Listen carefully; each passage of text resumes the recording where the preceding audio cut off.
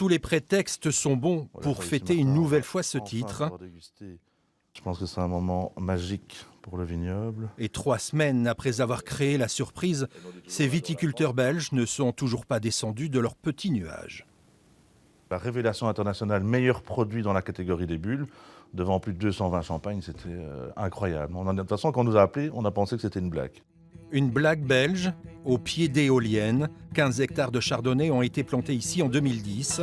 Et depuis, avec un climat qui s'est radouci, les vignes qui viennent directement de la Marne font leur travail.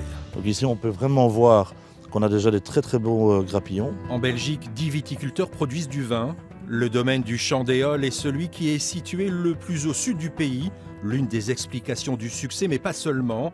Car pour ne pas se louper, ces Belges se sont associés avec des producteurs de champagne. Donc ici, on voit vraiment qu'on est dans de la craie, quoi. C'est vraiment la craie, la même craie que la Marne, c'est le même filon crayeux. On a une bonne pente, on a une bonne altitude, on est exposé vers le sud, donc on a mis tous les éléments de notre côté pour y arriver, quoi. Chaque année, les 100 000 bouteilles produites ici trouvent preneur. Un vin mousseux belge à la mode champenoise, un compromis qui fait donc recette. C'est 100% belge, évidemment, hein, donc c'est une méthode traditionnelle. On n'a pas l'appellation Champagne vu qu'on n'est pas dans la région Champagne. Et donc tout le savoir-faire reste français. Donc ça, je vous laisse quand même.